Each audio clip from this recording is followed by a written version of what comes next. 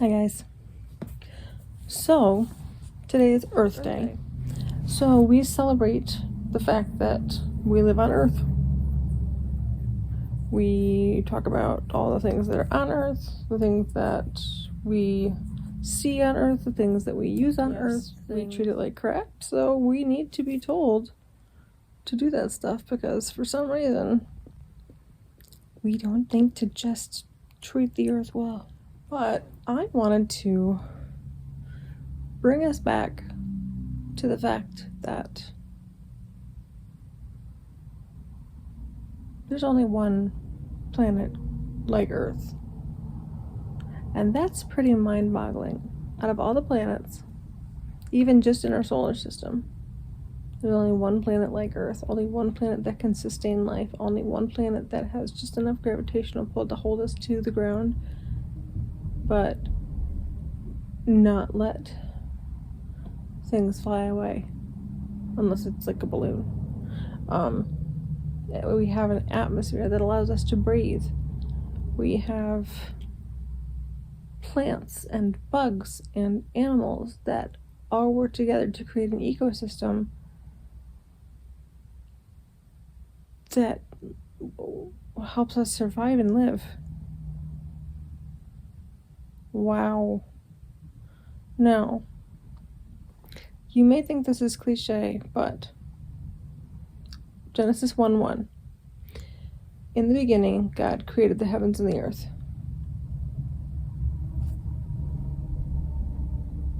In the beginning, what was the beginning? The beginning was before anything was anything.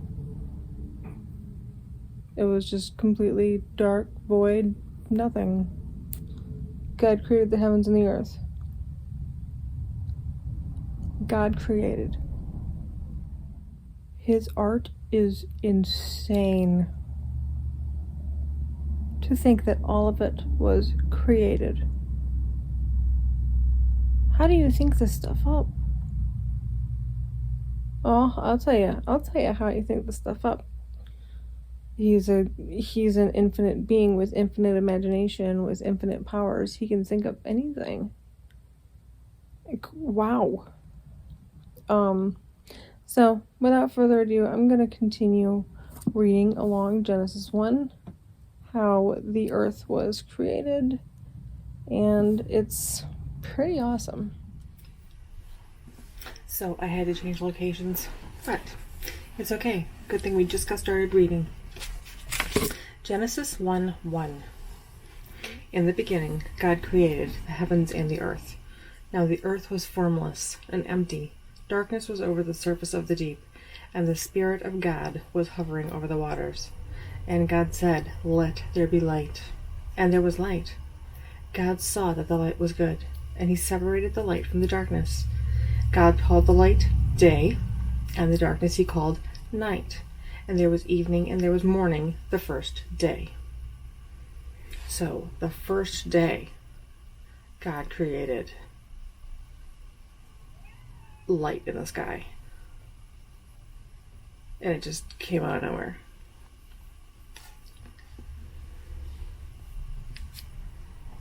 And God said, "Let there be an expanse between the waters to separate water from water." So God made the expanse and separated the water under the expanse from the water above. And so it was. God called the expanse sky. And there was evening and there was morning the second day. So the water like on the earth, and then like water like in the clouds, that's the separation. Basically he created the ozone on the second day. God said, "Let the water under the sky be gathered to one place, and let dry ground appear." And it was so. God called the dry ground land, and gathered the waters he called seas. And God saw that it was good. And then God said, "Let the land produce vegetation, seed-bearing plants and trees on the land that bear fruit with seed in it, according to their various kinds." And it was so. The land produced vegetation, plants bearing seeds according to their kinds, and trees bearing fruit with seed in it according to their kinds. And God saw that it was good. and there was evening, and there was morning the third day. So he made the earth, he made the light, dark night, day, and then he created the ozone, then he created the plants so they could live in the ozone. God said, "Let there be lights in the expanse of the sky that separate the day from the night, and let them serve as signs to mark seasons and days and years, and let them be lights in the expanse of the sky to give light on the earth." And it was so. God made 2 great lights, the greater light to govern the day, and the lesser light to govern the night. He also made the stars. God set them in the expanse of the sky to give light on the earth, to govern the day and the night, and separate light from darkness. And God saw that it was good, and there was evening, and there was morning the 4th day. So, after he started the plants and let them do their thing, then he created everything around the earth that gave it its seasons. He created the entire universe. The gravitational pull,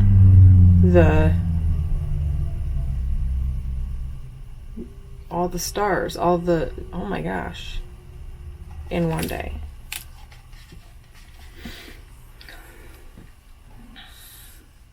Then God said, "Let the water teem with living creatures, and let the birds fly above the earth across the expanse of the sky." Hold up. Let birds fly above the earth across the expanse of the sky.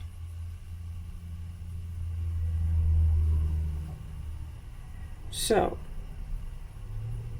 we're already to a point to where he's making fish, and he's saying, "Hey, these are birds. They fly. Let them fly everywhere."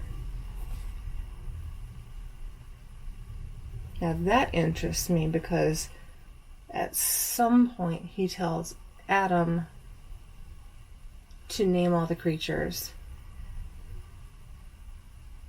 But there probably wasn't another word at that point for bird, like flying thing, that they could use before he told Adam to name everything.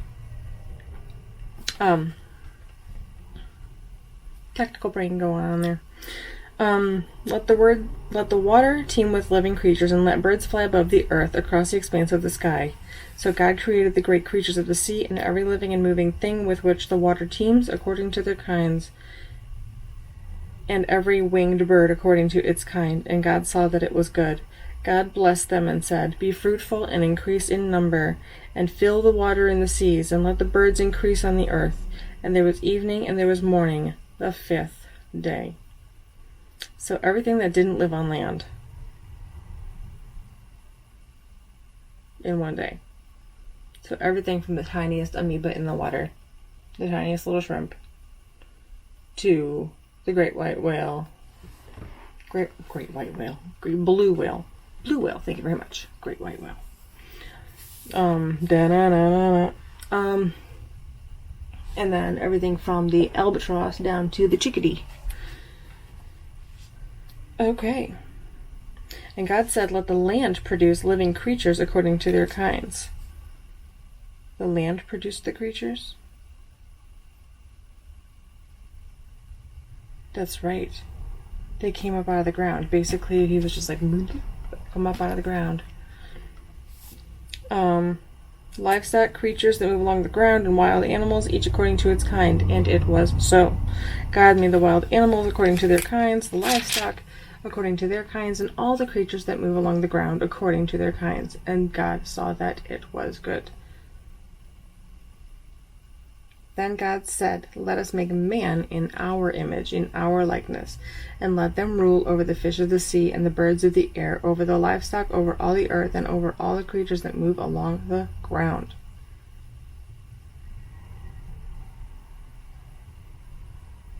Before he even created man, he already had the plan that humans would rule the earth, that we would take care of the earth. So God created man in his own image. In the image of God he created him. Male and female he created them. separate on purpose. God blessed them and said to them, "Be fruitful and increase in number. Fill the earth and subdue it. Rule over the fish of the sea and the birds of the air and over every living creature that moves on the ground." Be in charge of the planet. Take care of the planet. We are not equal to things on the planet. We are in charge of the planet. Then God said, "I give you every seed-bearing plant on the face of the whole earth and every tree that has fruit with seed in it. They will be yours for food." He gave us plans to be vegan. "And to all the beasts of the earth and all the birds of the air and all the creatures that move on the ground, everything that has the breath of life in it, I give every green plant for food." And it was so. God saw all that he had made, and it was very good.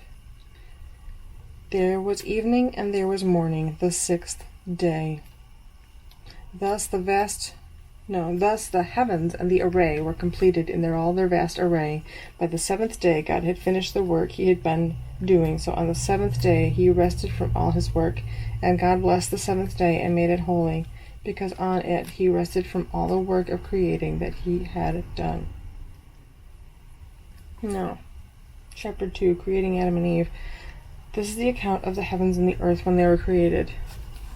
When the Lord God made the earth and the heavens and the ground, and no plant of the field had yet sprung up, for God had not sent rain on the earth, and there was no man to work the ground. That's why he created the separated the bottom water from the top water, the rain and precipitation from the plants. So when the plants did come up, when he told them to come up, there was already a plan to water them.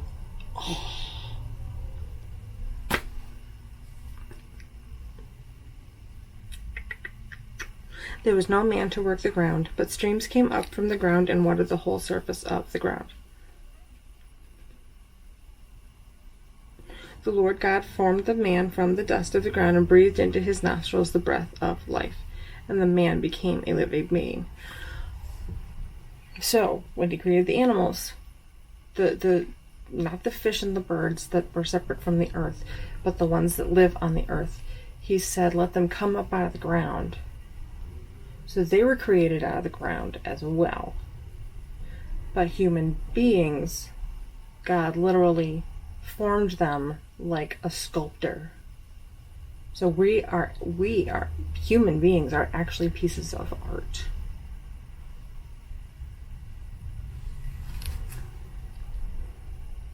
Now the Lord God had planted a garden in the east, in Eden. There he put the man he had formed. And the Lord God made all kinds of trees grow on the ground, trees that were pleasing to the eye and good for food. In the middle of the garden were the tree of life and the tree of the knowledge of good and evil. A river watering the garden flowed from Eden, and there it was separated into 4 headwaters. The name of the first is the Pishon. It winds through the entire land of Havilah, where there is gold. The gold of that land is good, aromatic resin, and onyx also there. The name of the second river is Gihon. It winds through the entire land of Cush. The name of the third is the Tigris. It runs along the east side of Ashur, and the 4th river is the Euphrates. The Lord God took the man and put him in the Garden of Eden to work it and take care of it. See, even then, he had to work the ground to make it work and take care of it. So even in paradise, you can't just sit there and let things get overgrown. You still have to do stuff. Perfection doesn't not require sweat equity. And the Lord God commanded the man, "You are free to eat from any tree in the garden, but you must not eat from the tree of the knowledge of good and evil, for when you eat of it, you will surely die." Lord God said, "It is not good for the man to be alone. I will make a helper suitable for him." Now the Lord God had formed all the beasts of the field and all the birds of the air. He brought them to the man to see what he would name them, and whatever the man called each living creature, that was his name. So the man gave names to all the livestock, the birds of the air, and all the beasts of the field. But for Adam, no suitable helper was found. So the Lord God caused the man to fall into a deep sleep. And while he was sleeping, he took one of the man's ribs and closed up the place with flesh.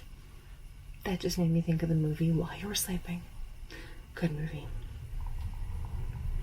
Then the Lord God made a woman from the rib he had taken out of the man, and he brought her to the man. The man said, "This is bone of my bone and flesh of my flesh. She shall be called woman, for she was taken out of man. For this reason a man will leave his father and mother and be united to his wife, and they will become one flesh." The man and his wife were both naked, and they felt no shame. The creation of the earth and just how it's so intricate and well put together is insane. It's amazing.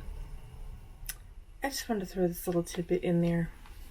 When it comes to the whole vegan thing, yes, in the beginning, when it was perfect, God created us to not have to rely on anything other than plants and vegetables and legumes and the like to take care of our bodies. But in Genesis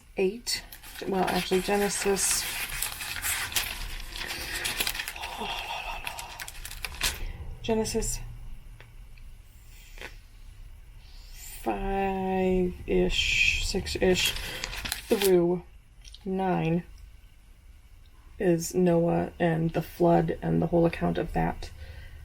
After the flood, because the ecosystem had changed and therefore our needs for how we would flourish and thrive as a human race had changed.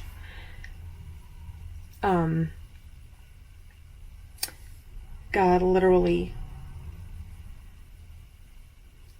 told Noah here, "The fear and dread of you will fall upon all the beasts of the earth and all the birds of the air, upon every creature that moves along the ground, and upon the fish of the sea. They are given into your hands. Everything that lives and moves will be food for you.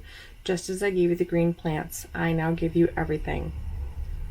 But you must not eat meat that has its life still in it. I established my covenant with you, with your descendants after you, and with every living creature that was with you, the birds and livestock, all the wild animals, all those that came out of the ark with you, every living creature on earth. I established my covenant with you. Never again will all life be cut off by the waters of a flood. Never again will there be a flood to destroy the earth." And God said, "This is the sign of the covenant I'm making between me and you.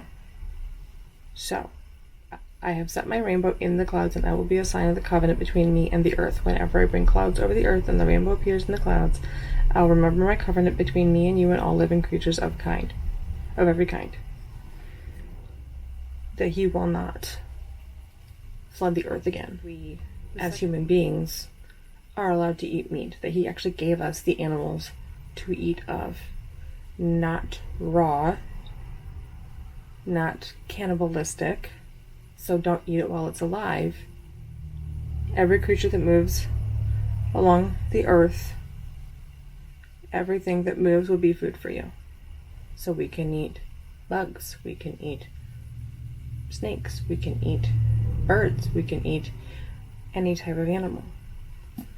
So, just letting you know, you cannot use creation as a vegan backup, because creation and the Garden of Eden is not a true state of living anymore.